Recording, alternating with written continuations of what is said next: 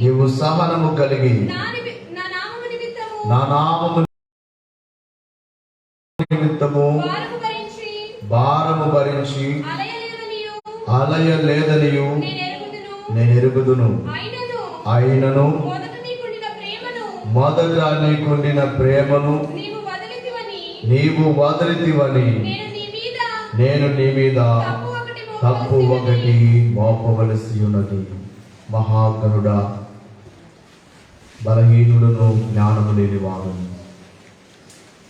ప్రకటన గ్రంథమును బోధించడానికి మీ ఆత్మ సహాయం, మీ అగ్ని అభిషేకమునిచ్చి అపవాది యొక్క కార్యములన్నిటినీ మీరు బంధించి సంపూర్ణముగా మీరు మరుగు చేసి మాతో మాట్లాడమని ఈ కడవరి దినములలో గ్రంథమైన చివరి గ్రంథమైన ప్రకటన గ్రంథాన్ని మాకు నేర్పించి త్వరగా వచ్చుచున్న యేసు నామములో ప్రార్థించి వేడుకొనుచున్నాం తండ్రి.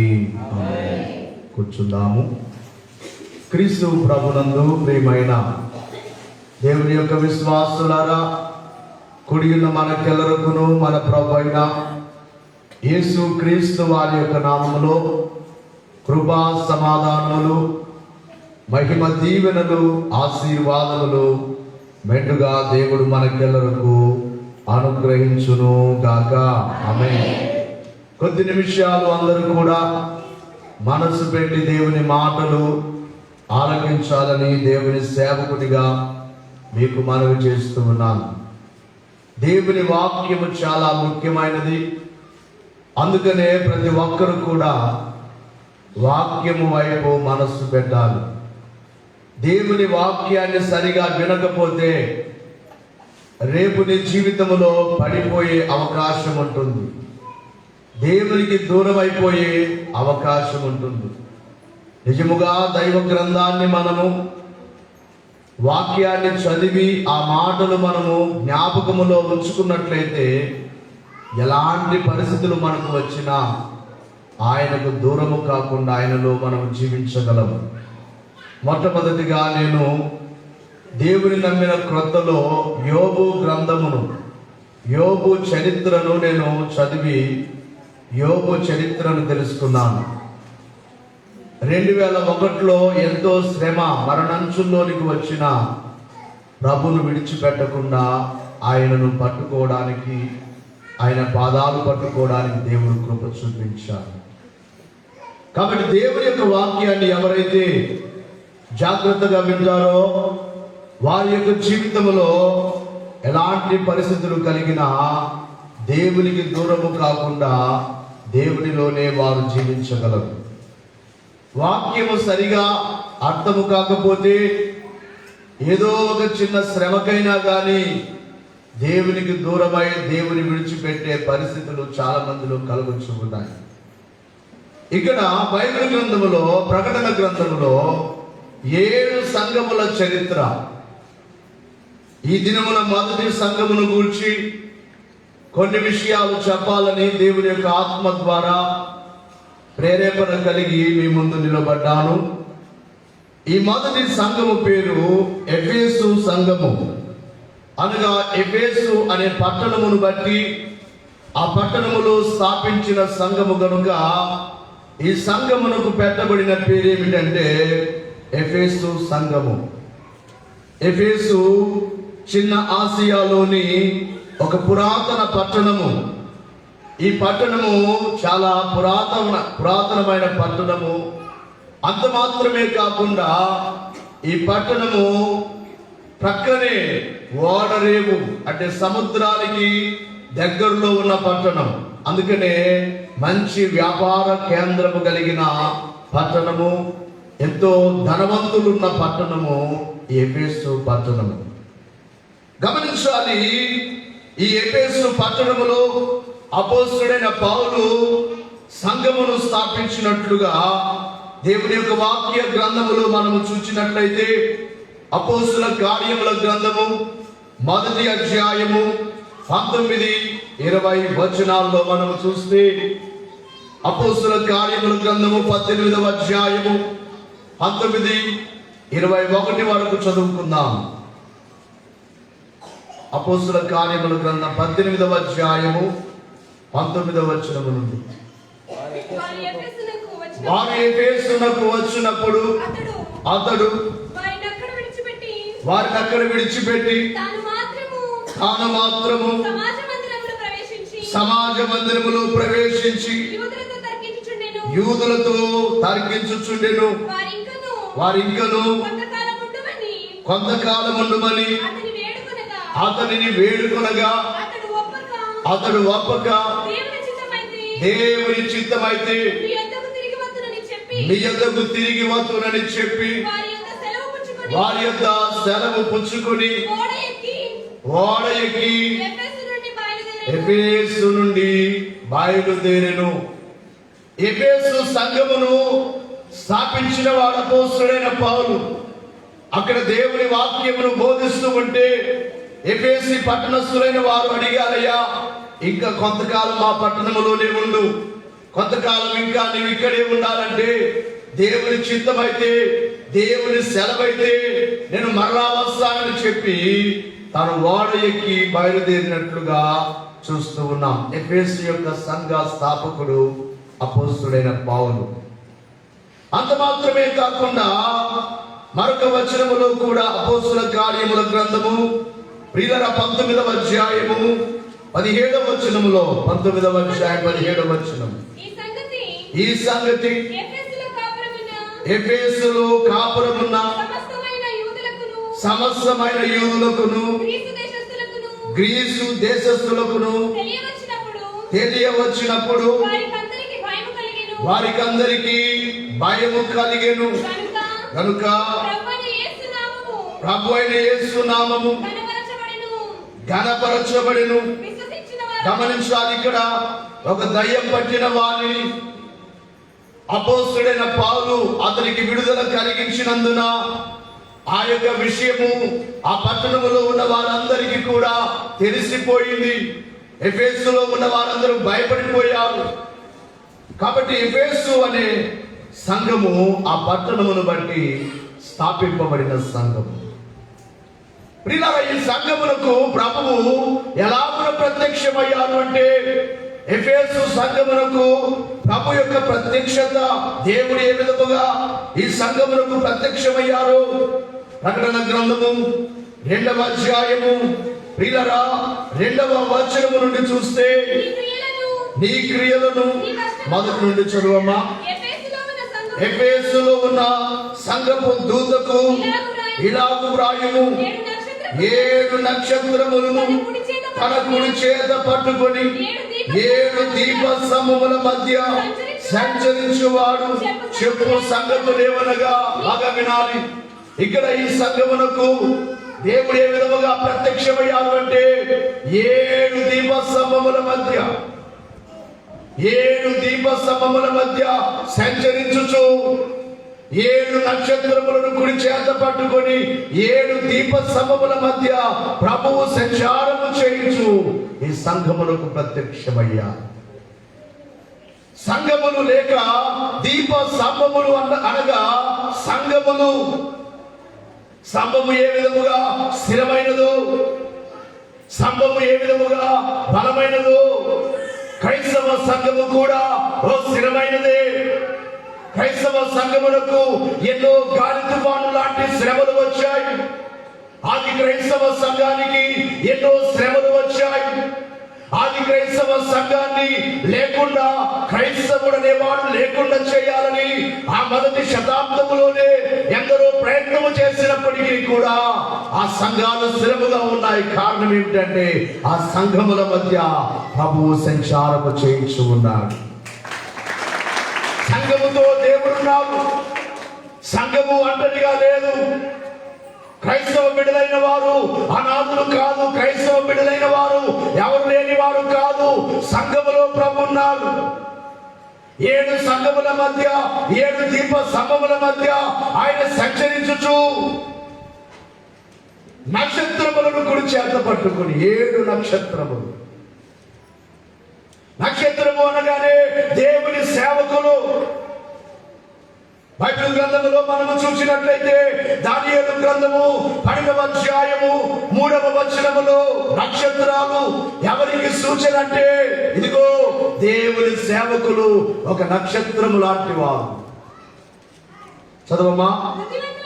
బుద్ధివంతులైతే ఆకాశ మండలములోని జ్యోతులను పోలిన వారై ప్రకాశించెదరు. నీతి మార్గమును అనుసరించి నడుచుకున్నట్లు ఎవరు అనేకులను త్రిప్పుదురు వారు నక్షత్రముల వలె నిరంతరము ప్రకాశిస్తారు. బాగా వినాలి.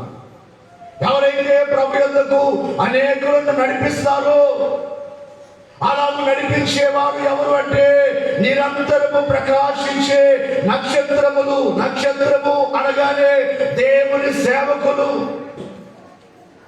ఫిలిప్పీ పత్రిక 2వ అధ్యాయము 16వ వచనములో, ఫిలిప్పీలకు రాసిన పత్రిక 2వ అధ్యాయము 16వ వచనములో కూడా చూస్తే అట్టి జనము మధ్యను మీరు జీవవాక్యమును చేత పట్టుకొని లోకమందు జ్యోతుల వలె కనబడుచున్నారు. అందువలన నేను వ్యర్థముగా పరిగెత్తలేదనియు నేను పడిన కష్టము నిష్ప్రయోజనము కాలేదనియు క్రీస్తు దినమున నాకు అతిశయ కారణము కలుగును. బాగా వినాలి. అట్టి జనము మధ్య అంటే లోకములో లోక సంబంధమైన జనము మధ్య దేవుని సేవకుడు అనగానే ఓ చులకనగా చూచే జనము మధ్య జీవవాక్యమును చేత పట్టుకొని జీవవాక్యాన్ని చేత పట్టుకొని మీరు ఎలా ఉన్నారు అంటే దేవుని సేవకులు ఎలా ఉన్నారంటే జ్యోతుల వలె ఉన్నారు, లేక నక్షత్రముల వలె ఉన్నారు. సంఘము సమమైతే నక్షత్రాలు దేవుని సేవకులు. వీళ్ళని గమనించాలి. ఈ సంఘమును గురించి 3వ విషయముగా మనము చూసినట్లయితే ఈ సంఘాన్ని దేవుడు మెచ్చుకుంటున్నాడు. సంఘం యొక్క చరిత్రను మొదటిగా మనము చూచాము. ఇది ఎఫెసు పట్టణములో స్థాపింపబడిన సంఘము. ఎంతో అభివృద్ధి పొందిన పట్టణమైన ఎఫెసు సంఘములో స్థాపింపబడిన సంఘం అయితే, రెండవదిగా ఈ సంఘములకు దేవుడు ఏ విధముగా ప్రత్యక్షమయ్యారో ప్రత్యక్షతను గూర్చి ఈ 2వ విషయాన్ని మనం విన్నాక 3వదిగా చూసినట్లయితే ఈ సంఘమును దేవుడు మెచ్చుకుంటున్నాడు. మెప్పు. విశ్వాసులైన మనల్ని దేవుడు మెచ్చుకోవాలి. మనుషుల ద్వారా మెప్పు కాదు, దేవుని సేవకుల ద్వారా మెప్పు కాదు, కానీ దేవుడే ప్రతి ఒక్కరిని మెచ్చుకోవాలి. ఈ సంఘాన్ని కూడా దేవుడు మెచ్చుకుంటున్నాడు. 2వ వచనము ప్రకటన గ్రంథము 2వ అధ్యాయము 2వ వచనం. దేవుడు అంటున్నారు, నీ క్రియలను, నీ కష్టమును, నీ సహనమును నేను ఎరుగుదును. బాగా వినాలి. మనల్ని గురించి దేవునికి తెలుసా తెలియదా? అంత దేవునికి తెలుసు. ప్రియాలను గమనించాలి. ఇక్కడ దేవుడు అంటున్నాడు, నీ సహనము, ఎన్ని శ్రమలు నీకు వచ్చినా నీవేదో ఏ విధముగా సహించుకున్నావో నీ సహనాన్ని నేను ఎరుగుదును. కొన్నిసార్లు మనకు శ్రమలు వచ్చినప్పుడు మనం అనుకుంటాం, మా శ్రమలు దేవునికి తెలియవేమో, మా కష్టాలు దేవునికి తెలియవేమో, మా బాధలు దేవునికి తెలియవేమో అని మనం అనుకుంటాము. కానీ దేవుడనే మాట ఏమిటంటే, ఇదిగో నీ సహనాన్ని నేను ఎరుగుదును. శ్రమలో నీవే విధముగా సహించుకుంటున్నావో, కష్టములో నీవే విధముగా ఓర్చుకుంటున్నావో నీ సహనాన్ని నేను ఎరుగుదును. రెండవదిగా అమ్మా అక్కడి నుంచి మరలా ఫస్ట్ నుంచి చదువు. నీ క్రియలను. మొదటిగా దేవుడు అంటున్నారు నీ క్రియలు. మొదటి మాట ఏమిటంటే నీ క్రియలు. మన క్రియ అంటే పని, మన పని.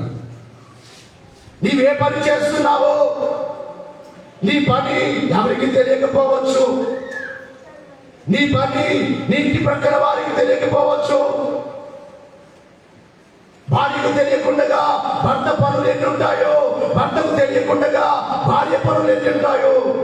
ఒకరికొకరికి తెలియకపోవచ్చు.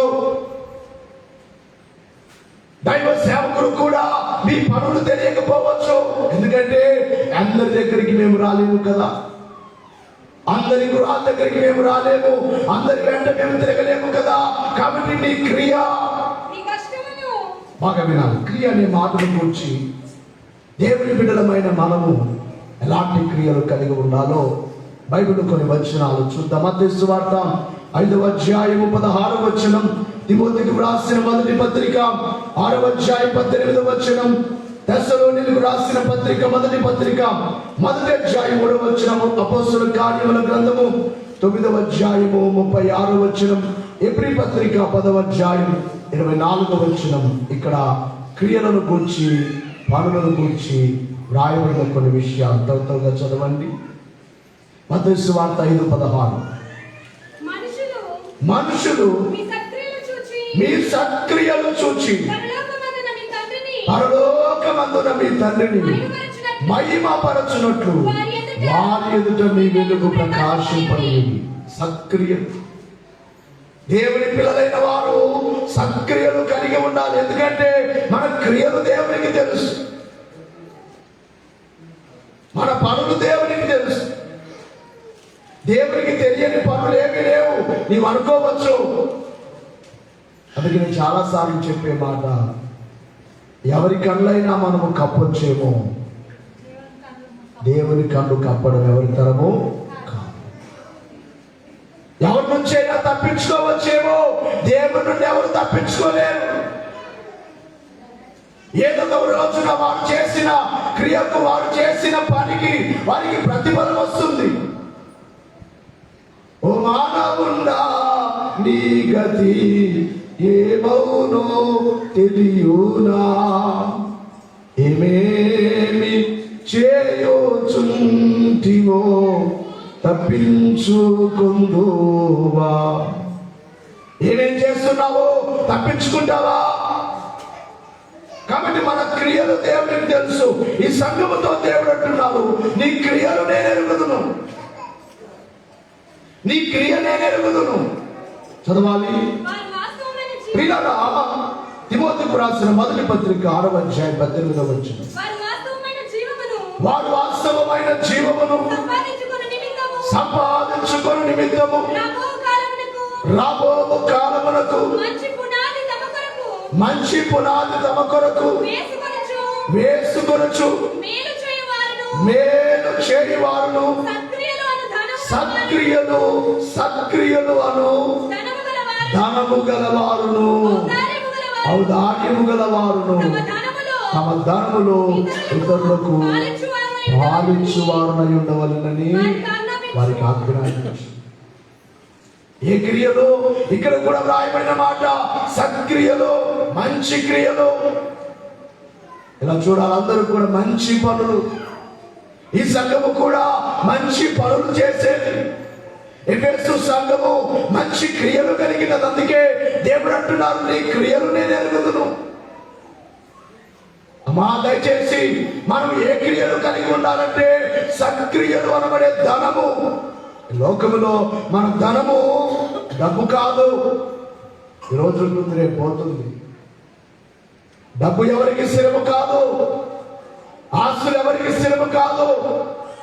ఈరోజు 100 ఎకరాలు భూమి ఉన్నవారు కొన్ని సంవత్సరాలకు 1 సెంటు భూమి లేకుండా అయిపోతారు. ఈ లోకములు ఎవరికి ధనము స్థిరము కాదు. లోక సంబంధమైన ధనము కాదు, కానీ బైబిల్ చెప్పే మాట సత్క్రియలు అనబడే ధనాన్ని మీరు సంపాదించుకోండి. మంచి క్రియలు. ప్రియులారా, గమనించాలి. మరొక వచనాన్ని కూడా అపోస్తలుల కార్యముల గ్రంథము 9వ అధ్యాయం 36వ వచనం త్వరగా చదవండి. చదవండి. తబిత అని ఒక శిష్యురాలు ఉండెను. ఆమెకు భాషాంతరమున దొర్కా అని పేరు. ఆమె సత్క్రియలను, ధర్మ కార్యములను బహుగా చేయుచుండెను. యుప్పేలో ఒక యవన బిడ్డ, ఒక కుమార్తె ఉన్నది, ఒక స్త్రీ ఉన్నది. ఆమె ఏం చేసేదంటే, దొరకా ఏం చేసేదంటే సత్క్రియలు కలిగినది, ధర్మకార్యాలు చేసి దేవుని బిడ్డలమైన మనము ధర్మకార్యాలు చేసేవారు. పుణ్యకార్యాలు, ధర్మకార్యాలు. ఈమె సత్క్రియలు కలిగినది, ధర్మాలు చేసేది, దాన ధర్మాలు చేసేది స్త్రీ. వరకు వచ్చినాది కూడా ఇబ్రీ పత్రిక 10వ అధ్యాయము 24వ వచనం. మా పిల్లల్ని మీ దగ్గర పెట్టుకోండి. దేవునికి మహిమ కలుగును గాక. అల్లరి చేయకుండా మీ దగ్గర పెట్టుకోండి. కొందరు మానుకొనుచున్నట్లుగా సమాజముగా కూడుట మానక ఒకరినొకడు హెచ్చరించుచు ఆ దినము సమీపించుటనగా ప్రభు రాకడ సమీపించుట మీరు చూచిన కొలది మరి ఎక్కువగా అలాగు చేయించు ప్రేమ చూపుటకును. ఇక్కడ కూడా రాయబడిన మాట సత్కార్యములు చేయుటకును ఒకరినొకరు పూర్కొల్పాలి. సత్కార్యము, ఏ కార్యాలు? మంచి కార్యాలు. మా వినాలి, మనం ఏ పని చేసినా దేవునికి మహిమ వస్తుంది. ఇప్పుడు ఇంత మందిరం, ఈ తక్కువ సమయంలో ఈ స్థలము, ఈ మందిరం అంతా ఫస్ట్ దేవునికి మహిమ. రెండవది ఎవరైనా ఏమంటారంటే ఒక మాట అంటారు, నాతో అంటారు, అయ్యా మీ సంఘం చాలా మంచి సంఘం అయ్యా, దేవుడు మీకు ఇచ్చారు. ఇది నేను చేశానని చెప్పడం కాదు. మీ అందరూ, మనందరము ఈ స్థలంలో మీ అందరి కానుక ఉన్నది, ఈ మందిరంలో మీ అందరి కానుక ఉన్నది. సత్క్రియలు, ఇది ఒక మంచి పని. ప్రభు కొరకు మనం ఏం చేసినా అది మంచిదే. ఒక్కొక్కరుగా పని, ఒక్కొక్కరుగా రీతిగా కానుక సమర్పించుకున్న వారు, పని చేసిన వారు. మందిరం వరకే కాదు కానీ సంఘములో కూడా ఒకరికొకరు ఎవరైనా శ్రమలో ఉన్నారంటే వారికి మనం మంచి పనులు చేసేవారుగా. మానుకోవద్దండి, విడిచిపెట్టొద్దండి అంటున్నారు. కొందరు మానుకుంటున్నారు. ఇంత చేశాములే ఇక వద్దులే అనుకుంటున్నారు, ఇంత ఇచ్చాములే ఇక వద్దులే అనుకుంటున్నారు. కాదు, మానుకున్నట్లు మీరు మానుకోవద్దు. ఇంకా చేయండి, సత్క్రియలు చేయండి, మంచి క్రియలు చేయండి. ఎఫెసు సంఘము మంచి క్రియలు కలిగిన సంఘం. నీ క్రియలను మరలా అక్కడ ప్రకటన గ్రంథం 2వ అధ్యాయం 2వ వచనం, నీ క్రియలను, నీ కష్టమును, నీ సహనమును నేను ఎరుగుదును. గమనించాలి, ఇక్కడ అంటున్నాడు నీ కష్టము నాకు తెలుసు, నీవెలాగో సహించుకుంటున్నావో నీ సహనము నాకు తెలుసు. దేవుడు మన యొక్క క్రియలు చూస్తూ ఉన్నాడు, మన సహనాన్ని చూస్తూ ఉన్నాడు, మన కష్టాన్ని చూస్తూ ఉన్నాడు. అంత దేవుడు చూస్తూ ఉన్నాడు. ఇక 3వ మాట ఈ సంఘముతో చెప్పే మాట ఏమిటంటే, నీవు దుష్టులను సహింపలేవు. ఎవరిని సహింపలేవు? గట్టిగా చెప్పండి. దుష్టమైన పనులు, చెడ్డ పనులు చేసేవారు ఉంటారు కొంతమంది.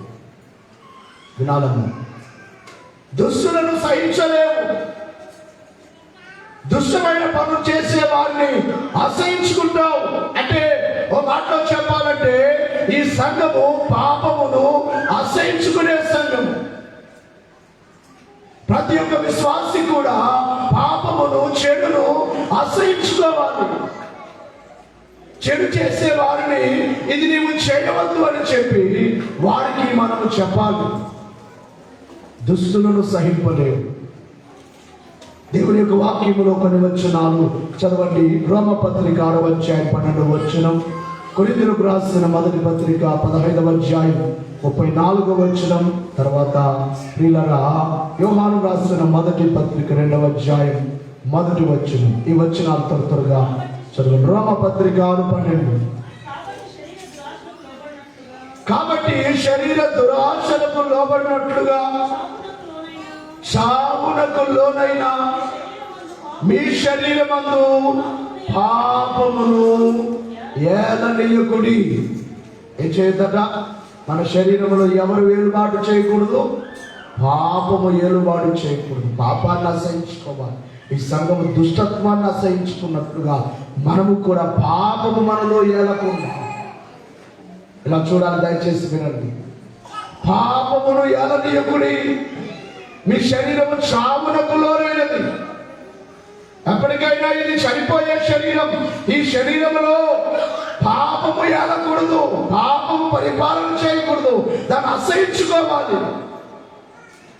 పాపము నాకు వద్దు.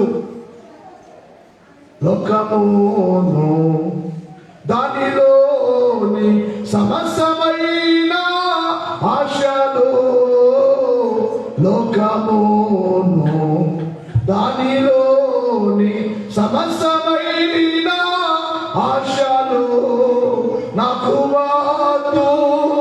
యేసే చాలు. సైతానా నా వెనుకకు పో. లోకము నాకు వద్దు, లోకములోని ఆశలు నాకు వద్దు. ఈ సంఘం అసహించుకునేది, చెడును అసహించుకునే సంఘము ఎఫెసు సంఘము. మంచి క్రియలు కలిగిన సంఘము ఎఫెసు సంఘము. ఆనాడు ఆ సంఘమే కాదు, కానీ మనము కూడా అలాగే ఉండాలి. ఎఫెసు సంఘ చరిత్ర అయిపోయింది కాదు, రాకడ వరకు ఎఫెసు సంఘములో ఉన్న ఆ లక్షణాలు మనలో కూడా ఉన్నాయి. ప్రియులారా, మరొక వచనాన్ని కూడా చదవండి. కొరింథీయులకు రాసిన మొదటి పత్రిక 15:34. నీతి ప్రవర్తన గలవారై మేలుకొని పాపము చేయకుడి. దేవుని గూర్చిన జ్ఞానము కొందరికి లేదు, మీకు సిగ్గు కలుగుటకై ఇట్లు చెప్పుచున్నాను. బాగా వినాలి. నీతిని మీరు అనుసరించండి, పాపము చేయవద్దు. మీకు సిగ్గు కలగాలని చెప్తున్నాను. పాపం దేవుడిని ఇంకా పాపాన్ని అసహించుకోకపోతే, మా బాగా వినాలి, కొంతమంది ఘోరం సంస్కారం తీసుకునే వారే ఇంకా చెడు మాటలు మాట్లాడేవారు, ఇంకా చెడు తినేవారు. స్త్రీలు కొంతమంది నశం దిక్కుతారు. ఎప్పుడైనా ఆకు కూడా వేసుకుంటారేమో, ఆకు ఒక్క కూడా. పురుషులు కొంతమంది పనికిరాని వాళ్ళని తింటూ ఉంటారు, త్రాగుతూ ఉంటారు, మరలా యేసయ్య శరీరాన్ని తీసుకుంటారు. మీకు సిగ్గు కలగాలి అని చెప్తున్నామంటున్నాడు పౌలు భక్తుడు. మీరు అన్ని చేస్తూ దేవుని ఎందుకు వచ్చి ఇంకా మీరు పాపము చేస్తే దాన్ని అసహించుకోకపోతే ఎలాగా?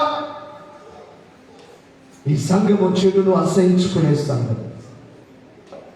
మీరు గమనించాలి. మరొక వచనాన్ని కూడా యోహాను రాసిన మొదటి పత్రిక 2వ అధ్యాయం 1వ వచనం.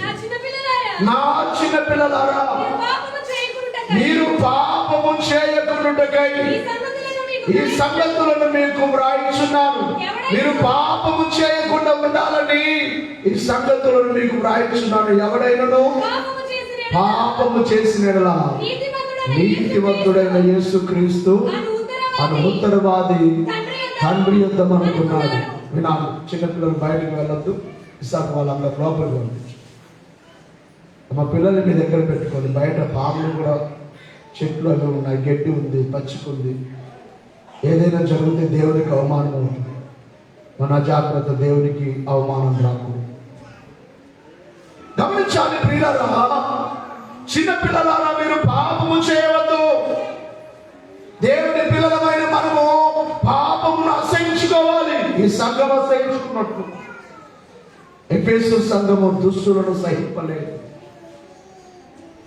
అబద్ధ బోధకుల్ని కనిపెట్టింది సంఘము.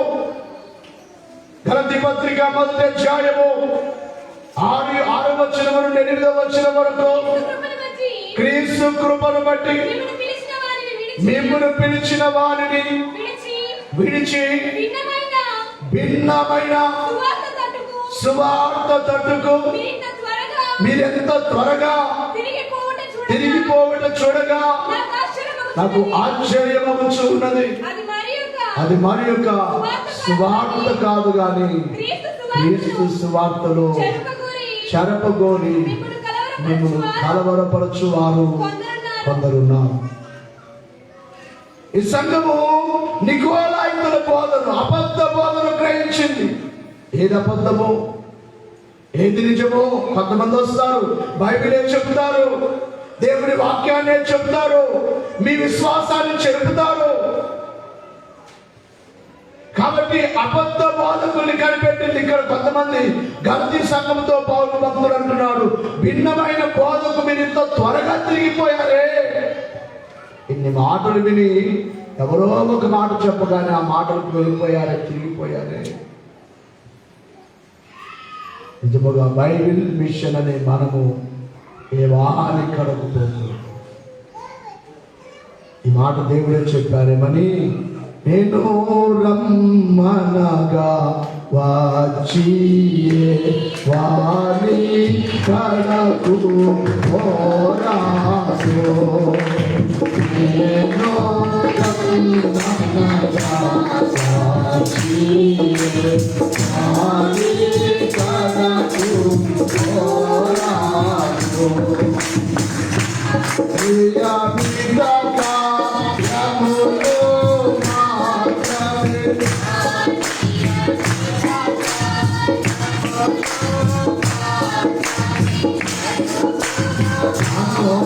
విచారము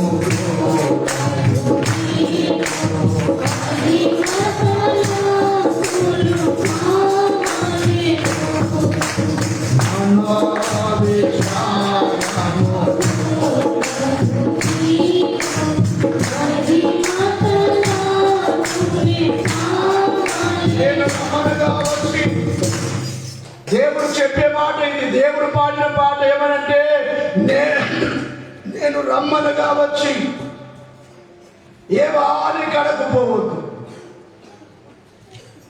మీకు చెప్పే బోధలు బైబిల్ విరుద్ధమైనవి కావు. బైబిల్లో ఉన్నది ఉన్నట్టుగా చెప్పడమే. దేవుడు అంటున్నారు, నేను రమ్మనగా వచ్చి ఏ వారి కడకపోరాదు, నా నియమిత కార్యములు మాత్రమే నడుపు మానుకున్నాను. ఇవి మానుకోవద్దు. ప్రియులను గమనించాలి. ఇక 4వదిగా ఈ సంఘము మీద దేవుడు ఒక తప్పు చెప్తున్నాడు. తప్పు ఇంతవరకు మెచ్చుకున్నారు, ఒక తప్పు ఇంతవరకు అంత మెచ్చుకున్నారు. సహనము, శ్రమలో ఓర్పు, కష్టాల్లో ఓర్పు, మంచి క్రియలు అన్ని బాగున్నాయి. నీ మీద ఒక తప్పు మోపవలసి ఉన్నది. 4వ వచనం, ఆయనను మొదట నీకుండిన ప్రేమను వదలితువని నేను నీ మీద తప్పు ఒకటి మోపవలసి ఉన్నది. ఏ విడిచిపెట్టిందట? మొదట ఉన్న ప్రేమ లేదట, ప్రేమ తగ్గింది. చాలా మంది విశ్వాసుల్లో చూస్తాము, ఆరంభంలో ఉన్న దేవుని మీద ఉన్న ప్రేమ. కొంతమంది అంటారు ఆరంభంలో, అయ్యా మేము ఉపవాసం ఉండేవారము, ప్రార్థన బాగా చేసేవారము, మరి ఇప్పుడేమి అంటే డౌన్ అయిపోయింది ప్రేమ. ఏమైపోయింది? ప్రేమ తగ్గిపోతుంది ప్రభు మీద. అంటే కొంతమంది అన్ని ఆశీర్వాదాలు వచ్చిన తర్వాత దేవుని మీద ప్రేమ తగ్గిపోతుంది. దేవుని మీద మనకి ఎప్పుడు ప్రేమ పెరగాలి కానీ తగ్గిపోకూడదు. ఇశ్రాయేలీయులు వారి అవసరం అంతా తీరిన తర్వాత వారు ప్రేమను మరిచిపోయారట దేవుని మీద. ఐగుప్తు దేశంలో నుండి బయటికి వచ్చి అరణ్యములో దేవుని వారిని నడిపించి అన్ని మేలులు చేసిన తర్వాత వారిలో ఆరంభములో ఉన్న ప్రేమ వారిలో కనబడలేదు. అందుకనే దేవుని యొక్క వాక్యములో ఇర్మియా గ్రంథము 2వ అధ్యాయము 2వ వచనములో, ఇర్మియా గ్రంథము 2వ అధ్యాయము 2వ వచనములో, నీవు వెళ్ళి యెరూషలేము నివాసుల చెవులలో ఈ సమాచారము ప్రకటించుము. యెహోవా సెలవిచ్చినదేమనగా, నీవు అరణ్యములోను విత్తనములు వేయదగని దేశములోను నన్ను వెంబడించుచు నీ యవ్వన కాలములో నీవు చూపిన అనురాగము నీ వైవాహికపు ప్రేమను నేను జ్ఞాపకము చేసుకుంటున్నాను. అప్పుడు ఉండేది ప్రేమ. ఈ ప్రేమను గురించి చెప్పాలంటే క్రీస్తు మీదే కాదు కానీ కుటుంబాల్లో కూడా చూసినప్పుడు బాగా వినాలి. పిల్లల్ని చూసినప్పుడు పిల్లలకు ఆ చిన్నతనంలో ఉన్నంత ప్రేమ వారికి వయసు వచ్చిన తర్వాత వారి తల్లిదండ్రుల మీద ఉండదు. భార్య కొత్తగా వివాహమైనప్పుడు ఉన్నంత ప్రేమ ఉంటుందా చెప్పండి అమ్మా. కొన్ని సంవత్సరాల తర్వాత ఆ భర్తను అసహించుకుంటుంది, ఆ భార్యను అసహించుకుంటారు. ఆరంభంలో ఉన్న ప్రేమ, మొదటిలో ఉన్న ప్రేమ అది ఎవరి మీదైనా కానీ ప్రేమ అనేది పెరగాలి కానీ తగ్గిపోతుంది. ఆరంభంలో ఎంత ప్రేమ ఉండేదో ఈ సంఘము ఇశ్రాయేలీయులైన వారు అరణ్యములో విత్తనం వేయని ప్రాంతంలో దేవుడు నడిపించినప్పుడు ఎంత అనురాగం చూపించారో దేవుని మీద, ఎంత ప్రేమ చూపించారో. అందుకే దేవుడు అంటున్నారు, నేను జ్ఞాపకం చేస్తున్నాను. అప్పుడు మీకు బాగుండేది ప్రేమ, ఇప్పుడు లేదు. అవసరం తీరిపోయింది కదా, అన్ని అవసరాలు తీరిపోయాయి కదా, ఇప్పుడు ఎందుకు దేవుని మీద ప్రేమ?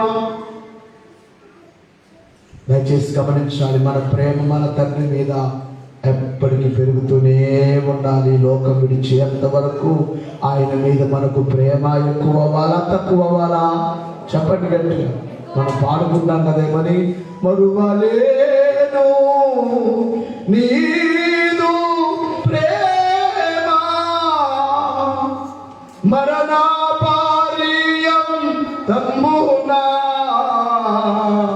మరువలేనయ్యా నీ ప్రేమ, నీ సిలువ ప్రేమను మరువలేనయ్యా, నీ సిలువ శ్రమను మరువలేనయ్యా, నీవు నా కొరకు పొందిన గాయాలను నేను మరువలేనయ్యా, నీవు నా కొరకు పొందిన శ్రమను నేను మరచిపోలేనయ్యా.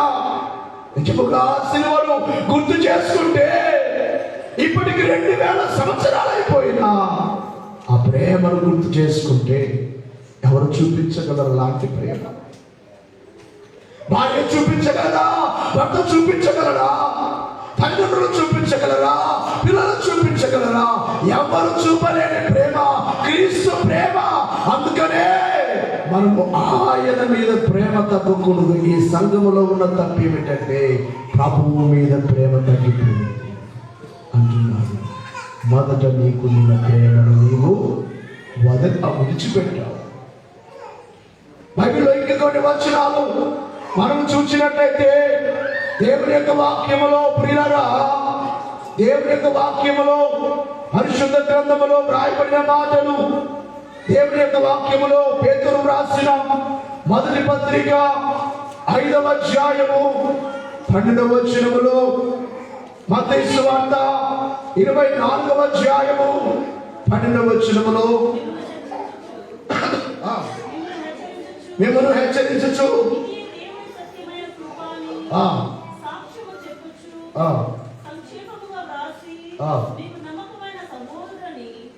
మొదటి పత్రిక తిమోతికి వ్రాసిన మొదటి పత్రిక 5వ అధ్యాయము 12వ వచనం. సరే, అమ్మా, ఇంటింట తిరుగులాడుచు బతుకు రాండ్రగుటకు మాత్రమే కాక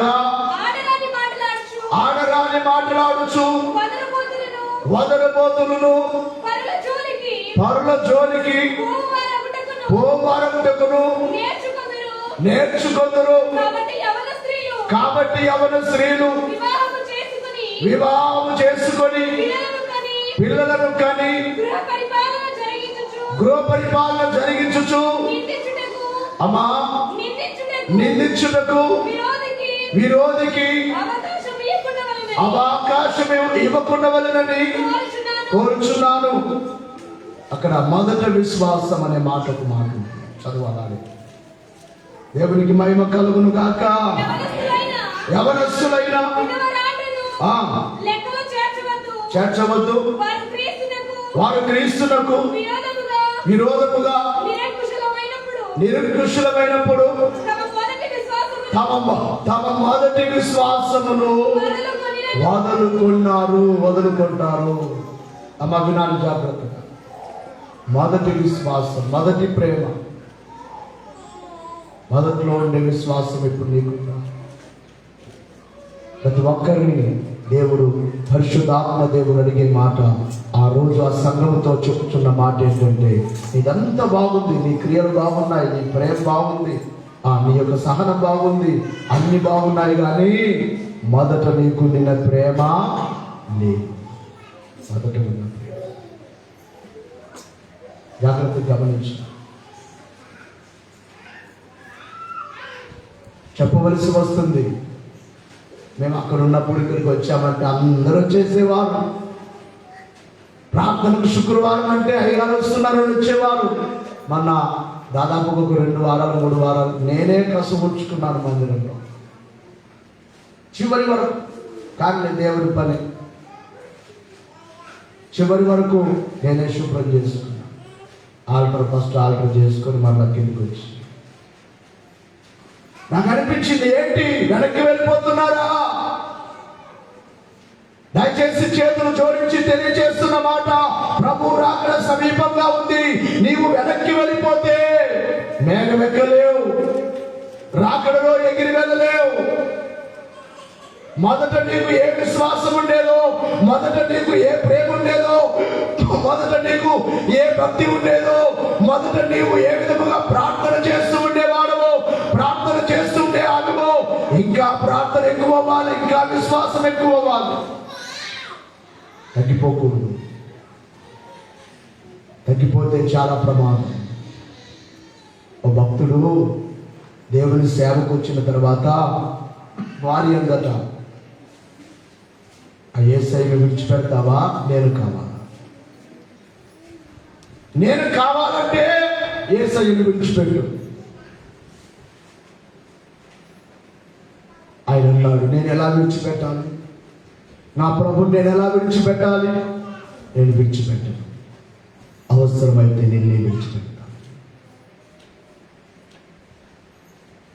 పిల్లరా, పురుషోత్తం చౌదరి గారు, బ్రాహ్మణ జాతికి చెందిన పురుషోత్తం చౌదరి గారు కూడా తన భార్య క్రీస్తు నమ్మినందుకు తన భార్య ఉంది, నీవు తక్కువ జాతి దేవుడు నమ్ముకున్నావు అని ఆమె విడిచిపెట్టింది. నేను కావాలా? ప్రభు కావాలా? పురుషోత్తం చౌదరి అన్నారు, దేవుడే కావాలి, నా ప్రభువే కావాలి, నీవు కావాలి. నీ వద్దంటున్నావు, నేనేం చేయాలి? నేను వద్దనట్లేదు, నీవు కావాలి. నిన్ను విడిచిపెట్టకూడదని బైబిల్ చెబుతుంది. నీవు కావాలి. అలా కాదు, నేను కావాలా? దేవుడు కావాలా? చివరికి దేవుడే కావాలని తను బయలుదేరి విశాఖపట్నం నుండి సువార్త చేస్తూ చేస్తూ చేస్తూ అలాగూ బయలుదేరి మదనపల్లికి వచ్చి అక్కడి నుండి బళ్ళారి వరకు ఆయన వచ్చారట సువార్తకి. అదినాల్లో బళ్ళారి వరకు సువార్తకు వచ్చి మరలా తిరిగి వెనక్కి వెళ్ళిపోతూ తన భార్యలో మార్పు వచ్చిందేమో అని అలా మరలా తన గ్రామానికి వెళ్ళి తన ఇంటికి వెళ్ళి ఇంటి ముందు నిలబడితే ఇంకా కోపంతో ఉంది భార్య. ఆకలేస్తుంది, బట్టలన్నీ మాసిపోయి గడ్డమంతా పెరిగిపోయింది. ఆకలితో ఉండి అన్నం అడిగితే పాసిపోయిన పులిహార తీసుకుని వచ్చి పెట్ట మీద పశువులు కూర్చుని దాని మీద పడేసిపోయిందని తినమని. ఆకలితో దాని మీద ఉన్న కొంచెం పైదంతా తీసుకొని తిని ఆయన వెళ్ళిపోతూ అక్కడే పాట పాడేదంట. అప్పుడు ఆమె మనసు కలిగిపోయింది, అయ్యో నా భర్త ఎంత మంచివాడో, నా భర్త నమ్మిన దేవుడు ఎంత గొప్పవాడో. అప్పుడు చెప్పింది తన యొక్క సహోదరులతో, ఇదిగో నా భర్త ఎక్కడుంటే నేను అక్కడ ఉంటా, నా భర్త నమ్మిన దేవుడినే నేను నమ్ముతాను. ఆమె జీవితాన్ని మార్చు. దేవుడికి మహిమ కలుగును గాక. ప్రభువును విడిచిపెట్టద్దు. ప్రభువు మీద ప్రేమ తగ్గిపోకూడదు. విశ్వాసులారా, ఇప్పుడు ఎంత ప్రేమ ఉందో దాన్ని రెట్టింపు చేసుకుందాం, దాన్ని ఇంకా పెంచుకుందాం. వచ్చే వారం ఇంకా కొన్ని విషయాలు మీకు చెప్పడం జరుగుతుంది. ఇది రాకడ కాలం కనుక రాకడ కాలంలో ప్రేమ తగ్గిపోతుందని బైబిల్ చెప్తుంది. అక్రమము 24వ అధ్యాయం మత్తయి సువార్త 12వ వచనములో అక్రమము విస్తరించుట చేత అనేకుల ప్రేమ చల్లారును. క్రమం లేదు, అక్రమం ఎక్కువైపోతుంది. అందుకనే ప్రేమ లేదు, కుటుంబాల్లో లేదు, బంధువుల మధ్యలో లేదు. ఒకప్పుడు బంధువులు ఎంత ప్రేమగా ఉండేవారు, ఇప్పుడు ప్రేమ లేదు. ఒకప్పుడు కుటుంబంలో ఎంత ప్రేమ ఉండేదో, భార్య భర్తల మధ్యలో ఎంత ప్రేమ ఉండేదో, తల్లిదండ్రుల మధ్యలో ఎంత ప్రేమ ఉండేదో, ఇప్పుడు లేదు. ప్రేమ అంటే ప్రభుని ప్రేమించడమే కాదు, అందరిని ప్రేమించినప్పుడే ప్రభును ప్రేమించినప్పుడు. కనబడుచున్న సహోదరుణ్ణి ప్రేమించలేని వాడు కనబడని దేవుణ్ణి ఎలా ప్రేమిస్తాడు అని ప్రేమను గురించి అనేకమైన వచనాలు బైబిల్లో ఉన్నాయి. దేవదూతల భాషను మాట్లాడినా, కొండలను పెకలింపగలిగిన విశ్వాసము నాకున్నా ప్రేమ లేని వాడనైతే నేను వ్యర్థుడను అన్నాడు పౌలు భక్తుడు 13వ అధ్యాయం కొరింథీయులకు రాసిన మొదటి పత్రికలో. కాబట్టి క్రీస్తు ప్రేమను పెంచుకుందాం, ఆయనతో చెప్పుదాం మోకరించి, నీ ప్రేమను నేను మరవలేదయ్యా, నీ ప్రేమను నేను విడువలేను తండ్రి అని ప్రభుతో చెప్పుచు